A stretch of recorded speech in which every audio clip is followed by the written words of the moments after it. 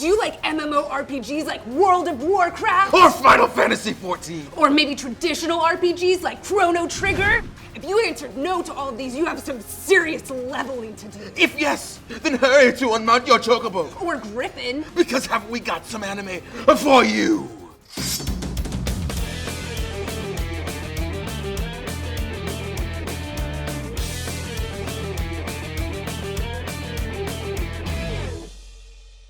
Let's begin with the mega popular Sword Art Online. SAO follows a young boy, Kirito, trapped with thousands of other players in a VR MMO RPG where death is permanent both in the game and reality. The only way out? Beat the game. Based on the show, I wouldn't be surprised to see this technology becoming readily available to the Oculus Rift in the next few decades.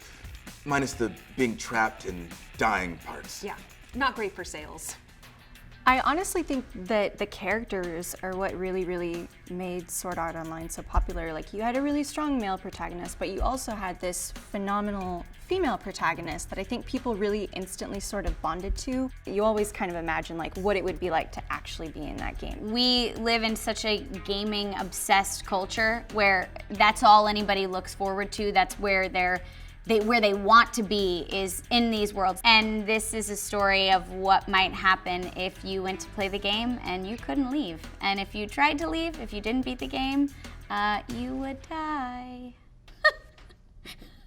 It's a great one, you should watch it. Sword Art Online does a great job of emotionally attaching you to their characters, so you're still thinking about them hours after you turn your TV off. Like in actual RPGs, you find yourself feeling super depressed when a lovable character dies.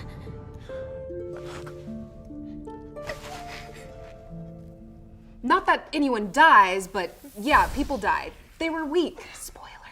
Other familiar MMORPG elements that come into play are forming parties, joining guilds, and participating in boss raids, all community-driven experiences. While the main character tends to play solo, he comes to learn that like real MMOs, you can't play alone forever. Next, we have Log Horizon. Set in the MMORPG of Elder Tale, socially awkward gamer Shiroe finds himself transported into the game upon release of its 12th expansion pack. Shiroe, also known as the villain in glasses, forms a team to explore this new reality. Unlike Sword Art Online, Log Horizon puts a major focus on NPCs, or as they call them, people of the land.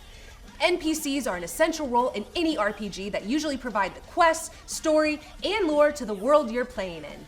Lucky you though, no permadeath here. Except for the NPCs. Bless those poor artificially coded souls. Take the same concept of getting stuck into a virtual RPG world, but rather than trying to always find a way out of it, you figure out how this world works and live within it. You got a proper story direction where these guys develop as friends, you lose some, you gain some, you fight some monsters. And I think any gamer, I feel like this is a good entryway for gamers to kind of jump into some anime. Dungeons in Log Horizon are also a bit more relatable. Just like in World of Warcraft or Final Fantasy XIV, you have your tank, healer, and various DPS roles. Working together and forming a strategy are key. You don't want some already incompetent mage pulling aggro and wiping your entire party because they suddenly thought they were playing a tank. I'm looking at you, Swanbite 369. This is not Diablo 3. Third, we have Grimgar of Fantasy and Ash. Thrown into the fantasy world of Grimgar with nearly no memories of their past, Haruhiro and a group of strangers become training volunteer soldiers in order to make a living and survive. They form a party and must work together to eliminate threats surrounding their new home. The anime also takes a very dark stab at MMORPGs. Slaying your first goblin is usually a pretty exciting moment, but in Grimgar, it's quite depressing. Your goblin opponent wants to live just as much as you do, and you can see that in the way it squirms as you repeatedly stab it with your sword. Realism hurts.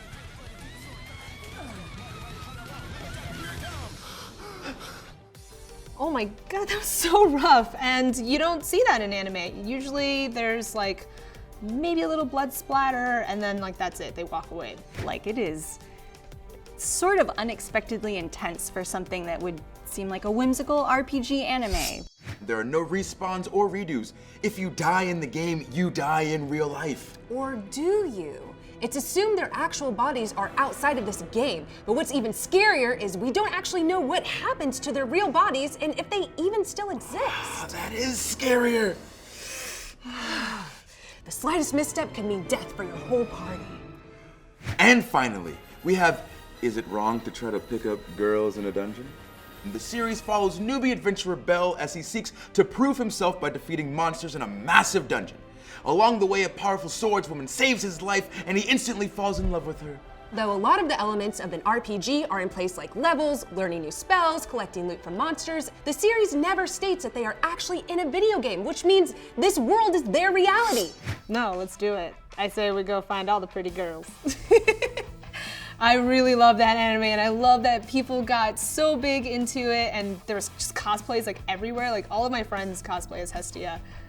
I think they're so cute. Then let me ask you this. Do you have a thirst for adventure? You probably said yes. Do you enjoy games and the experience of improving yourself, growing stronger, growing better? I imagine you probably said yes. If you said no, I don't want to be friends with you. The main character isn't just a loser. He actually has like a nice little like character arc where he becomes really, really badass. It is everything you would want if you imagined yourself as the hero of an MMORPG. You are this 14-year-old adventurer who desperately wants to make something of himself, to become a hero. You want to be the hero of your own story, and that's exactly what happens in this anime.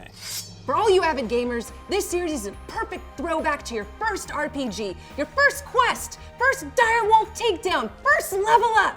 Ah yes, those were the good old days. Or, as I remember it, the dark days when you bathed in poverty. No gold, rags for armor, rusty weapons with negative stats, and you were a mob magnet. More time spent in the astral plane searching for your rotting corpse than actually playing the freaking game. Are you okay? It hurts. Absolutely not. Help me. Help me. I don't think I can. Ready for your first quest? Watch everything I just suggested. Or pick one and watch a couple episodes to see if you like it. But we won't judge you for binging them all at once. Keep questing, and we'll see you all again soon. You can find all of these anime on various streaming services right now. And if you don't like reading subtitles, English dubs, like the one for Grimgar, Fantasy and Ash, can help make anime much more accessible for a lot of people. And for English dubs you can't see anywhere else, check out shows like Tokyo Ghoul on Funimation Now, Funimation's streaming service, and the first 14 days are free, so check the link below. Actually, Monster Hunter. Yeah. It's making its way to Funimation as an anime. Super awesome game. Excellent news for all of you who are looking for a break from roasting tasty, tasty meat and grinding endless hours playing I Monster wonder if there will Hunter. be palicos in the anime. Okay.